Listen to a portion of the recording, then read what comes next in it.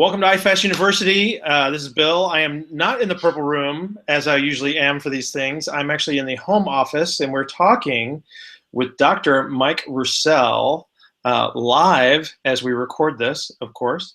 And Mike, I wanted to talk to you about behavior change because you deal with this probably more than a lot of people do because of what you do for a living, because you're dealing with nutrition, and nutrition seems to be the hardest thing. It's actually pretty easy for people to just kind of show up at the gym, and as long as they have some guidance, that seems to be the easy part. But when it comes to nutrition, behavior change is always difficult.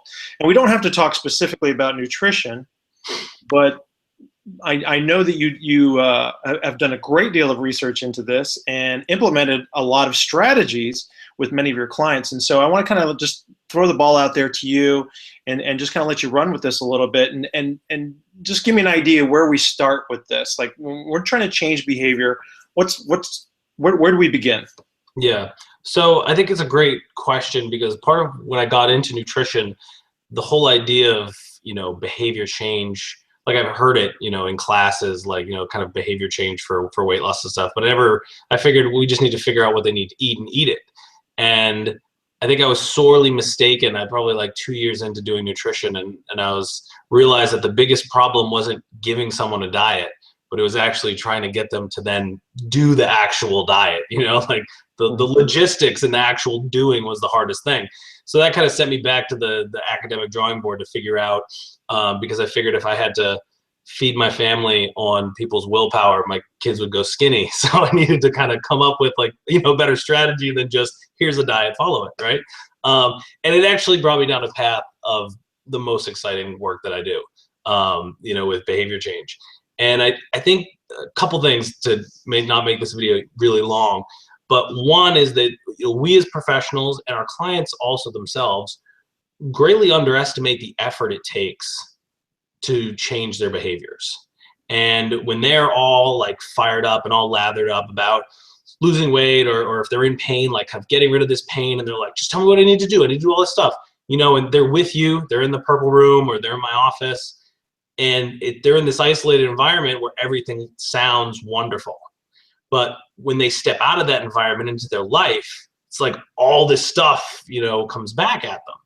And so then it's like, how do we help them implement change in spite of kind of, the rest of their life, like work and family and travel and, bills and stress and all that stuff. And so to do that, I think the biggest thing is having a long-term perspective with your client and thinking that you really need to get them to buy in, right? Because they've probably tried something in the past before and they've stopped doing it. And so one of the things I always tell clients, like, look, you need to lose 30 pounds. I want this to be the last time you lose this 30 pounds. Like, you've gone from 220 to 210, 10 different times in your life, right? I want this to be the last time you go from 220 to 210 and then all the way down to 190, and you never have to go back there if you don't want to. And so part of it is getting them to buy in on why this is different and giving them some successes. I'm a big believer in small successes early on, because if you give someone some success, they get this feeling of accomplishment, and then that'll snowball into other things. It's kind of like there's this idea of paying off credit card debt called the snowball method. The idea is basically, it doesn't matter what your APRs are, pick your credit card with the least amount of debt and try to pay that one off first, because you get like this momentum and this excitement of, hey, I paid off this one card, like, rip it up, throw it away, do whatever, and then move on to the next one. And I think with physical or nutrition behavior change, it's the same thing. So how do we get them a small win? That's the first part. And I think when you do that, you look at what are some things that they're doing really well, but you just need to just tweak it like just a little, right? To make it be exactly what you want, right? And so a lot of times for me, I always go after breakfast from a nutrition standpoint, because it's easy in that they haven't got into the madness of their day yet, and they can plan for it the night before. But so we want to give them an easy win, and with something like breakfast. So let's say they're having, like a whatever meal for breakfast, and you just want to say, well, how can we get some protein into that meal? And just getting them protein at breakfast. And that's the only thing that they'll focus on, right? And then we just come up with some strategies. Here are 5 different ways you can get protein in breakfast. Put that into play. Don't worry about anything else. Let's do that every single day.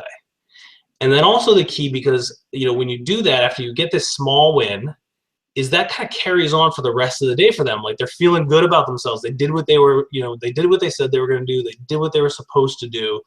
And chances are, that's going to make lunch a lot easier. Like, if they had a donut at breakfast, it's a lot easier to have a salad or whatever you're planning on having at lunch. But if you have, a couple eggs and a fruit salad, like some berries, then you got this momentum going into your day. So I like breakfast. I like early in the morning to gain momentum whenever possible. And something like, if they're used to having, say, granola and berries, if we switch that to eggs and berries, right? We're moving that to more of a protein-based breakfast. That's our win. And then kind of give them the momentum. And then there's this idea from this this professor from Stanford called Tiny Habits. And one of his ideas is that when you accomplish what you did, no matter how small it is, you have to take a moment to celebrate, because you need to anchor the success of the behavior.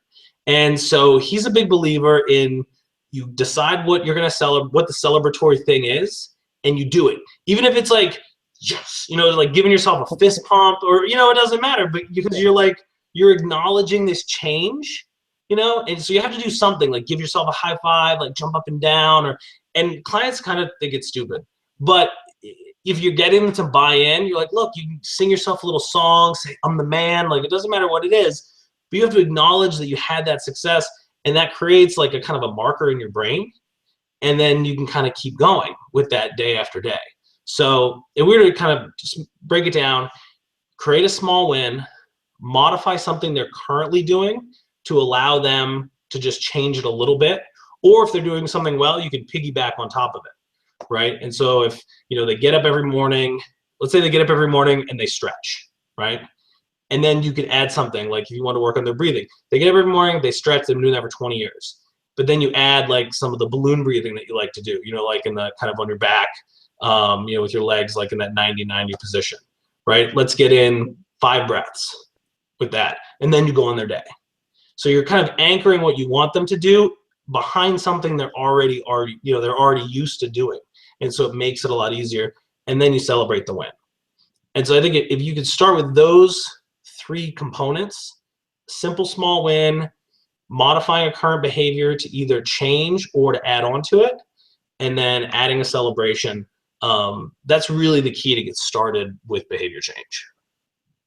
Awesome. That's excellent. I really appreciate that. You'll see a lot of the similar things going on in like just productivity recommendations, or we talk about brain science a lot, even though we're not really neuroscientists, and we do understand a little bit about that. But your little win is like a little dopamine surge to sort of lock in that behavior. You're talking about making small changes in behaviors, so we're not expending massive amounts of energy trying to change all these behaviors at once, and then literally running out of energy to allow us to continue to support those behaviors. So it all kind of makes sense, in a very stepwise fashion. So I think we're both on the same page in that regard. Yeah. Very cool. Yeah. Very cool. Well, thank you, Mike. I really appreciate you coming on here for this, and hopefully my technical skills are sufficient that I can actually pull this thing off. But anyway, I appreciate your time, and thanks again. Yeah, always.